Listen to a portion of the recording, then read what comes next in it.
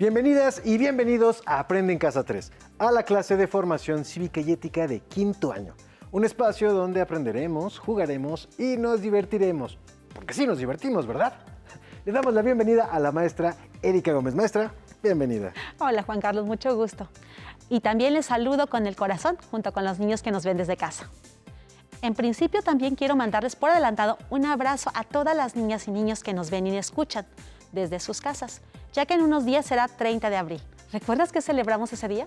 Claro que sí, maestra, por supuesto, es el Día de la Niña y del Niño. ¡Ah, qué emoción! Así es, y aunque no podremos festejar con nuestros amigos y amigos en la escuela, no por eso debemos desanimarnos. Les invito a ser creativos y creativas y organizar un día con muchos juegos, cantos y diversión junto con sus familias. Recuerden que una parte muy importante es nuestra actitud. En esta ocasión me da gusto acompañarlos y aunque extrañamos a la maestra Karina, vamos a poner todo nuestro entusiasmo en esta clase. ¿Estamos listos para empezar? Listísimos, maestra, listísimos. Ok. En principio me gustaría que nos dijeras, Juan Carlos, ¿qué recuerdas de lo que han visto en clases pasadas? Bueno, maestra Erika, en clases pasadas estudiamos un tema muy importante. Identificar lo que es la justicia restaurativa y la relación con la reparación del daño cuando se cometen injusticias. Me pareció muy interesante el concepto de justicia restaurativa, ¿sí? Ya que se enfoca en el restablecimiento de la paz y el bienestar social mediante el diálogo y el reconocimiento del daño a las personas o comunidad. Revisamos diversas situaciones en las cuales, por justicia, las personas requerían la reparación del daño, entendido como el pago o un acto que contribuya al bienestar de la víctima y ayude a reparar los daños que provocó el delito o falta. Excelente, Juan Carlos. Tenemos dos conceptos. Esos conceptos los vamos a estar retomando a lo largo de la clase, pero ¿los pudiste identificar cuáles son? Sí, la justicia restaurativa y reparación del daño. ¿Sí, verdad? Así es. Muy bien. Entonces, para recordar estos conceptos, vamos a jugar, ¿te parece? Sí, a jugar. Muy bien, sí. Ok, esta clase vamos a iniciar con el juego verdadero o falso.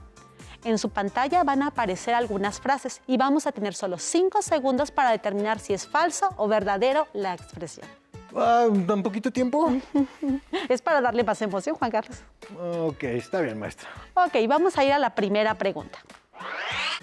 La reparación del daño consiste en un pago o un acto que contribuya al bienestar de la víctima y ayude a reparar los daños que provocó el delito o la falta. Verdadero. Esa es verdadera. Ok, vamos a ver. Sí, muy bien. Bien. Ok, la siguiente.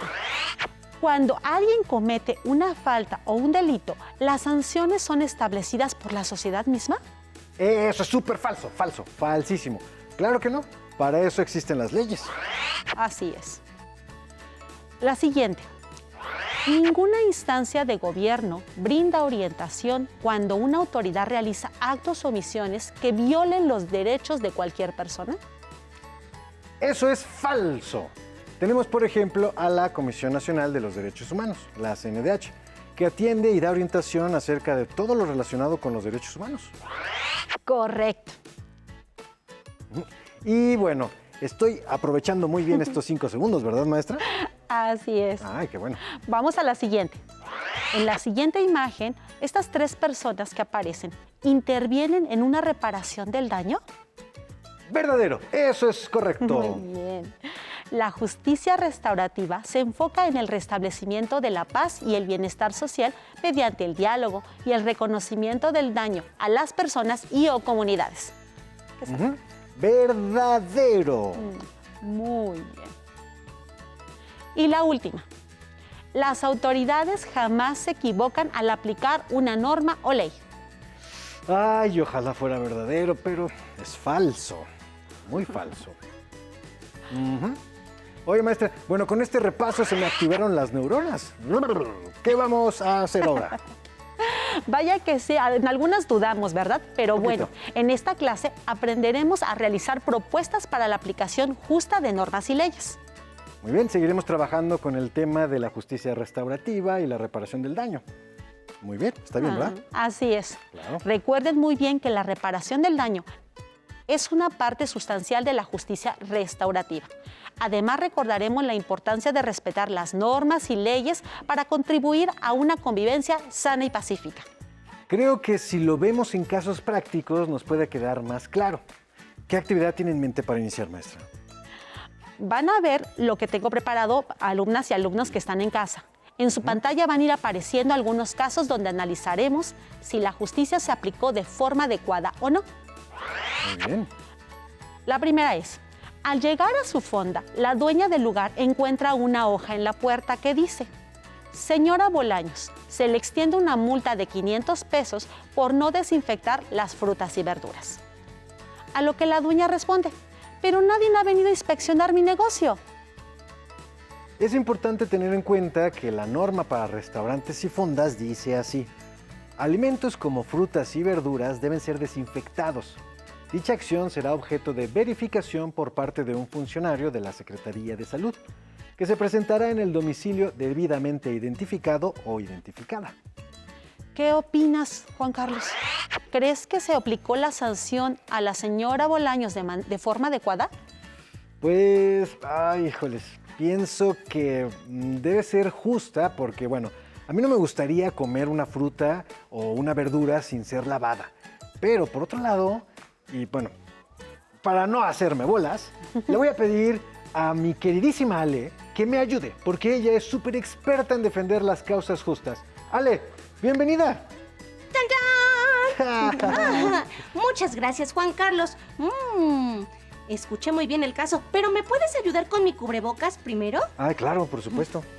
Para ser justos y poder explicar Tienes mi punto. toda la razón, Ale. Muy bien, listo. Muy bien. Lo primero que necesitamos es tomar en cuenta si la señora Bolaños conocía lo que dice la norma. Yo pienso que sí, pues ella mencionó que nadie se había presentado a inspeccionar su negocio. Entonces la norma no se llevó a cabo como debería, al no presentarse un funcionario de la Secretaría de Salud e identificarse como debe. Así que ni siquiera se verificó si estaban desinfectadas las frutas y verduras. Exacto. Entonces, declaro que la norma no se aplicó de una forma justa. Pero bueno, eso la señora Bolaños lo sabe. ¿Qué puede hacer entonces, maestra? ¿Recuerdas que platicamos sobre las instancias de gobierno que asesoran a las personas para solicitar su apoyo? Entonces, la señora Bolaños debe acudir a esas instancias de la Secretaría de Salud, explicar su caso y entonces, de ser necesario, solicitar la revisión de esa sentencia y o ir con un juez a que determine con base en el análisis del caso. Muy bien, exactamente. Veamos el segundo caso. Dice así. Hijo, te dije que te apuraras. Ya se nos hizo tarde para llegar a tiempo a la escuela. Señora, conduce usted a exceso de velocidad. Pero si iba a 60 kilómetros por hora. En esta calle hay una escuela, por lo que no debe conducir a esa velocidad. La voy a infraccionar. El reglamento de tránsito y vialidad dice que el límite de velocidad para circular en una calle donde hay una escuela es de 20 kilómetros por hora. Uy, maestra, no, bueno, ni cómo ayudar a la señora Eloísa. No, el reglamento es muy claro. 20 kilómetros por hora en una zona escolar. Y esto, pues, se debe a que como hay mucho paso de peatones, pues, bueno, el exceso de velocidad puede causar algún accidente. Claro, recuerden que como ciudadanas y ciudadanos somos los principales responsables de exigir que las leyes se cumplan, pero también tenemos la responsabilidad y compromiso de cumplirlas. Por eso es que necesitamos conocer nuestras leyes y normas. Por ejemplo, la señora Eloísa, como conductora, debe saber eso, ¿no? Y, por lo regular, frente a las escuelas existe una señalización que lo indica. Por supuesto, Ale. Entonces, es nuestro deber conocerlas, cumplirlas y generar propuestas para hacerlas valer. Sí. Entonces, chicos, ¿aplicación justa o injusta del reglamento de tránsito? Justa. Justa, sí, justa. Muy bien. Excelente. Cuando las personas conocen y se esfuerzan por cumplir con la ley, hablamos de una cultura de legalidad. ¿Y eso de la cultura de legalidad, a qué se refiere, maestra? Para introducirnos un poco más en este tema, vamos a ver la siguiente cápsula. 66% de los mexicanos considera que no se respetan las leyes.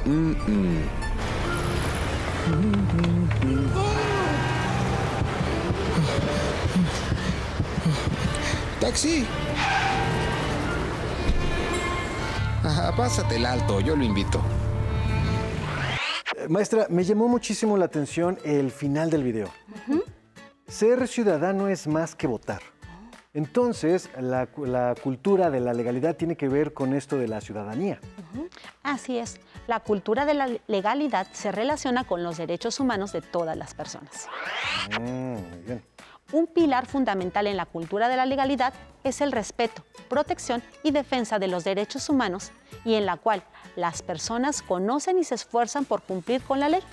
Además, privilegia valores como la paz, la igualdad, pues considera las leyes como un bien preciado que existe para beneficio de todas y todos y que regula nuestras relaciones para vivir en bienestar en sociedad.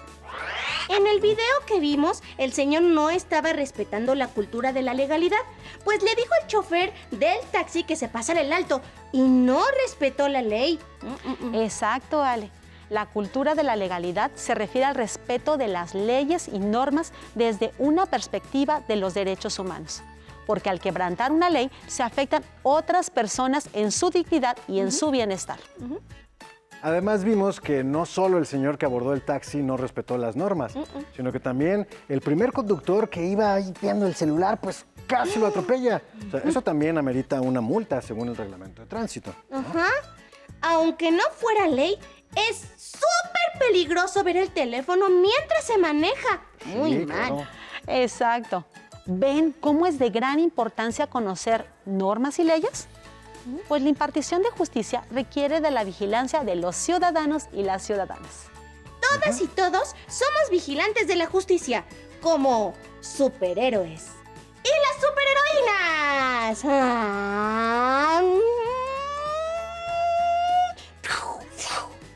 Cha, cha, cha, cha, cha, cha, cha. ¡Ja! ¡Ay!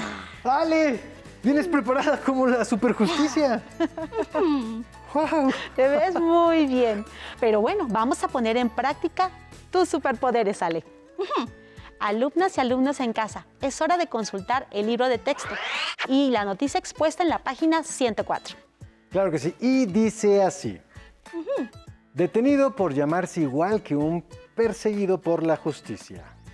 El señor Martínez, chapaneco de 25 años y oriundo de Huehuetán, migró solo a Puebla en diciembre de 2019 para trabajar en una construcción.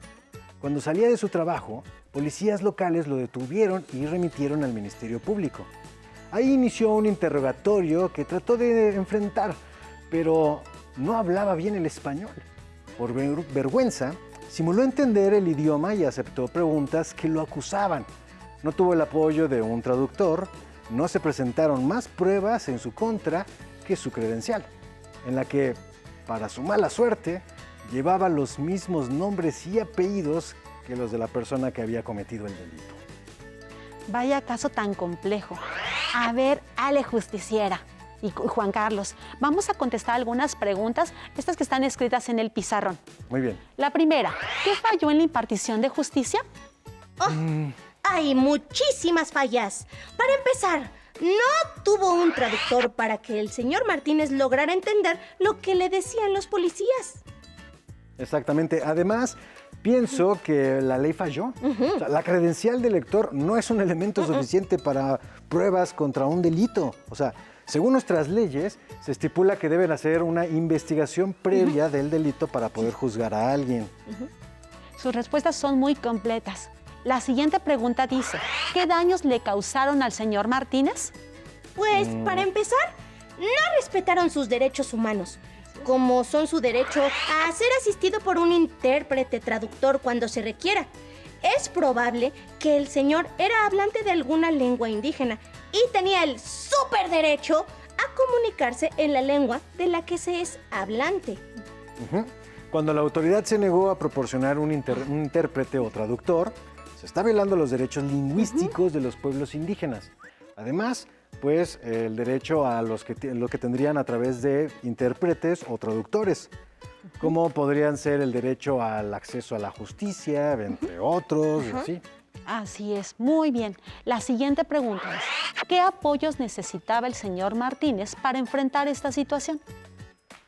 Pues es importante señalar, como lo hemos visto en clases anteriores, que es obligación del Estado garantizar los derechos humanos y en este caso garantizar a la población hablante de lengua indígena el acceso a las instituciones, a los programas y servicios en su lengua. Y una de estas vías de acceso pues es a través de los intérpretes o de los traductores. Por ello, cuando sepamos con un caso como el que aquí se expuso, en el artículo 29 de la Ley de la Comisión Nacional de los Derechos Humanos, señala que se proporcionará gratuitamente un traductor o intérprete que tenga conocimiento de la lengua y la cultura de las personas indígenas que deseen interponer una queja. Vamos a ver algunas noticias para analizar la aplicación justa o injusta de normas y leyes. ¡Sí! ¡Córrelo! Con justicia. En ocasión del Día Internacional contra el Trabajo Infantil, la CNDH alertó sobre la vulneración que enfrentan y que los expone a ser víctimas de explotación, esclavitud y trata de personas. El organismo nacional hizo un llamado al Estado para que fortalezca el sistema de inspección y sancione a las personas y empresas que exploten económicamente y abusen de niñas, niños y adolescentes mediante trabajos de mendicidad, labores domésticas y agricultura, entre otros. ¿Sobre qué se habló? Bueno, se habló sobre la prohibición del trabajo infantil y la recomendación que la Comisión Nacional de los Derechos Humanos realiza al Estado sobre la aplicación de sanciones justas a las personas que cometen este tipo de delitos. Entonces, hablamos de una aplicación adecuada de la justicia. La intervención de la Comisión Nacional de los Derechos Humanos en este caso es muy adecuada, pues el Estado no estaba siendo justo en la asignación de sanciones y o penas para las personas que explotan laboral o sexualmente a alumnas y alumnos. Entonces, considero que es una causa súper justa. Muy bien dicho, Ale. Las niñas y los niños deben ser protegidas y protegidos contra todo tipo de explotación laboral y o sexual. Recuerden que este es uno de los derechos humanos que tenemos en nuestra paraguas. ¿Lo recuerdan? Claro que sí. Por ello, las recomendaciones emitidas por las instituciones que se encargan de orientar tanto a personas como al Estado en materia de defensa de derechos humanos son de gran importancia. Hay más casos de justicia e injusticia que necesitan mi atención. Parece que en mi casa hay un caso que debo solucionar. Así que muchas gracias por haberme invitado, pero me tengo que ir y me voy volando. Muy bien. Alejandra está verdaderamente comprometida con la causa. Y bueno, alumnas y alumnos, desde donde nos acompañan, recuerden que al conocer las leyes y normas podemos identificar cuando alguna de ellas se aplica injustamente. También que como ciudadanos y ciudadanas podemos realizar propuestas para que un acto injusto sea reparado. Pero bueno, antes de irnos vamos a realizar un cuadro con los principales elementos que aprendimos el día de hoy. Aprendimos que la cultura de la legalidad se refiere a las personas que conocen y se esfuerzan por cumplir las normas y leyes.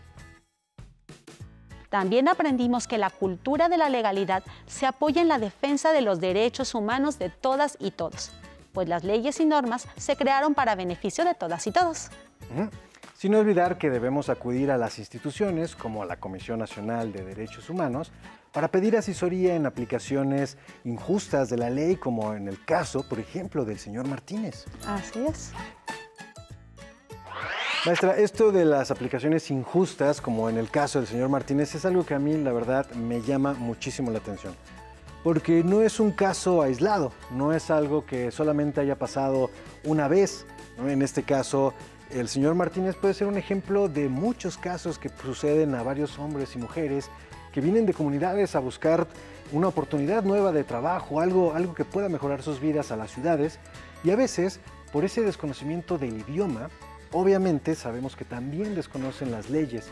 Y entonces el abuso de autoridades, el abuso de estas leyes, estas personas que deberían ser justas, pues entonces pasa lo que el señor Martínez.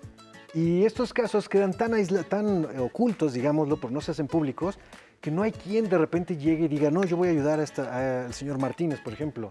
De Un ahí, abogado, un juez, por alguien. supuesto, de ahí la importancia de una clase como esta. Porque en principio decíamos es importante que se conozcan las leyes y normas, pero la situación que viene después, que es la impartición de justicia, es decir, la aplicación de las leyes, es ahí donde está el problema, como tú dices, en ese abuso de autoridad en algún momento o simplemente la no aplicación adecuada de la ley. Porque así como casos como el del señor Martínez, en donde él, en razón del idioma, no podía comprender todo lo que le estaban diciendo, preguntando, y que solo con su credencial y el nombre parecido o igual, simplemente igual. lo estaban inculpando. Claro. Entonces, a estos asuntos, si lo podemos verlo también, por ejemplo, con personas que no tienen una educación, que no saben leer ni escribir, y entonces También, se enfrentan exacto. ante un procedimiento así, pues sucede exactamente, la impartición de la justicia pues no puede ser igual. Necesitan esos apoyos. Y como bien estuvimos diciendo, existen instituciones que apoyan precisamente a una impartición adecuada de la ley. Caso concreto, la Comisión Nacional de los Derechos Humanos, que se encarga precisamente de orientar, apoyar, porque esas personas que no saben leer y escribir, que no entienden el idioma, que a lo mejor pues por su nivel de pobreza, pues no tienen esas mismas oportunidades, simplemente pueden ser objetos de violaciones a sus derechos, ¿no? Decíamos en los casos anteriores, incluso la señora que tenía su fonda, ella Sí, simplemente se le impuso una ley o una sanción en razón de algo que ella decía, pues si a mí no me ha sucedido, y ella inmediatamente dijo, aquí no han venido, ¿verdad? Entonces ahí por eso tenemos que saber las leyes. Exactamente, porque lamentablemente, como lo decíamos hace rato en el juego de verdadero y falso, la ley a veces se equivoca. Pues, y entonces, si nosotros conocemos y sabemos nuestros derechos, pues entonces podemos exigir y decir, ¿sabes qué? Esto fue algo injusto y arreglarlo, ¿verdad? Porque se puede arreglar. Pero sí, aquí hay que aclarar, más que la ley que se equivoque, es la aplicación de la ley. Cómo Bueno, se claro, interpreta, tiene razón, maestra, porque sí, la ley exactamente. como decíamos antes, la ley es para todos y en momentos se aplica, entonces eso es bien importante, la impartición de la justicia, y siempre tiene que haber quien apoye a quien tiene necesidad. Exactamente, maestra. Tiene razón. Muchísimas gracias, maestra. Gracias por esta clase tan divertida e interesante. Pues muchas gracias también por estar aquí y acompañarnos en la clase de Formación Cívica y Ética de quinto grado. Nos vemos, hasta la próxima. Si te es posible, consulta otros libros y comenta el tema de hoy con tu familia. Si tienes la fortuna de hablar una lengua indígena, aprovecha también este momento para practicarla y platica con tu familia en tu lengua materna. Por hoy hemos terminado con La cultura de la legalidad para actuar con justicia, de Formación Cívica y Ética de quinto grado. Espero que lo hayan disfrutado tanto como nosotros. Nos vemos, hasta la próxima. A continuación, lengua materna español. Pero antes, a movernos un poco.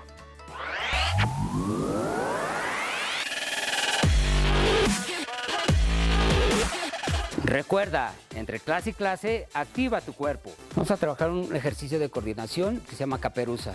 Vamos a levantar nuestra pierna derecha y la mano derecha igual, y al mismo tiempo vamos a elevar talón del pie contrario.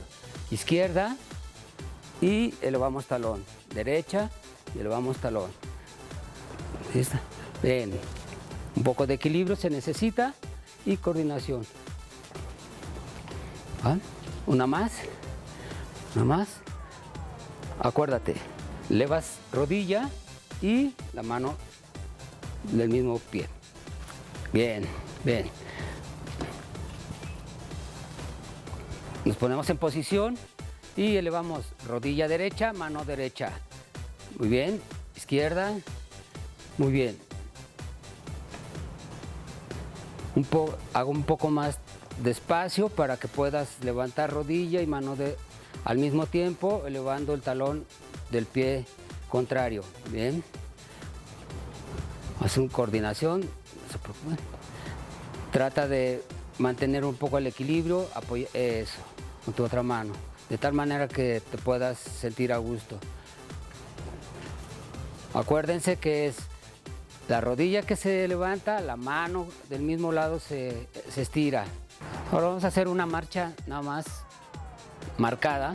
Lo que vamos a hacer es, vamos a elevar nuestras rodillas de forma alternada y vamos a la altura de nuestra cintura.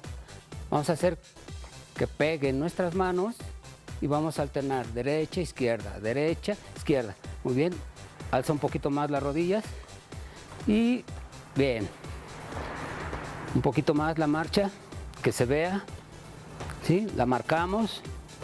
Muy bien. Elevamos más las rodillas. Perfecto. Ok, vamos a hacer la marcha. Nos ponemos en posición de forma relajada y empezamos. Derecha, izquierda. Espalda bien derecha. Controlen su movimiento. Muy bien. Respira. Arriba, rodillas, arriba. Que la rodilla llegue. No bajen las manos. Espalda bien derecha. Espalda derecha, sigue. Sigue. Eleva más la rodilla. Muy bien. Perfecto. Así. Más. Recuerda, al terminar la activación, no olvides la protección.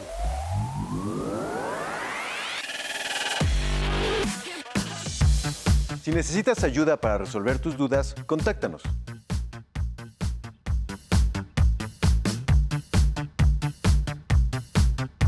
Para apoyo pedagógico, hay maestras y maestros de lunes a viernes de 8 a 20 horas en el teléfono 55 41 72 04 13, con 100 líneas.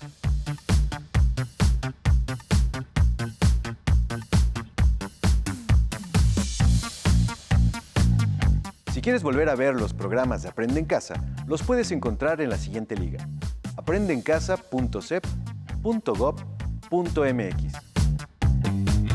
Hasta Nos luego. vemos. Bye. Adiós.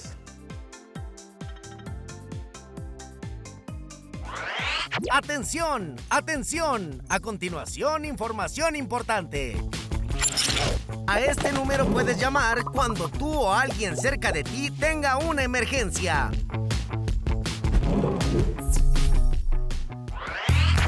Cuando era pequeña, creía que las estrellas serían mi pasión y pasaba horas viendo al espacio y todo lo que aún había por descubrir. Y aunque en casa el estudio siempre era lo más importante, mi mamá me decía, creo que sería buena idea que seas maestra. Y mi papá le contestaba, creo que es más seguro que seas dentista. Mi curiosidad me llevó a estudiar física, pero fueron mis ganas de conectar con el lado humano de la ciencia lo que me llevó a estudiar física médica. Después de muchos años, mi esfuerzo y mi estudio me llevaron a colaborar en el Organismo Internacional de Energía Atómica, convirtiendo mi pasión en un orgullo que nunca podré olvidar. Los límites solamente se crearon para marcar la distancia hasta donde tú quieres llegar. Te enseñaremos cómo armar un cubrebocas con ayuda de un adulto. Necesitarás un plumón o una pluma, una playera de algodón que ya no uses, una regla y tijeras. Recuerda que la manipulación de estas debe estar supervisada por un adulto. ¡Empecemos! 1. Estira la playera a lo largo y a lo ancho. 2. Marca con el plumón o la pluma y con ayuda de la regla 10 centímetros de largo, partiendo de abajo hacia arriba. Repite el paso anterior del otro lado de la playera. 3. Traza la línea horizontal entre los dos puntos. 4. Con ayuda de un adulto, corta sobre la línea horizontal que marcaste. Asegúrate de cortar por fuera de la playera. No introduzcas las tijeras en ella. 5. Ahora tenemos un pequeño pedazo de playera. Estira a lo ancho y con ayuda de la regla, mide y marca con el plumón o la pluma de 15 a 18 centímetros de largo de un lado, dejando un margen de 2 centímetros de alto arriba y abajo. 6. Nuevamente pide ayuda a un adulto para recortar las líneas marcadas. ¡Listo! Ya tienes un cubrebocas con 2 pares de cuerdas. Para colocártelo, deberás amarrar las cuerdas sobre tu cabeza y alrededor de tu cuello.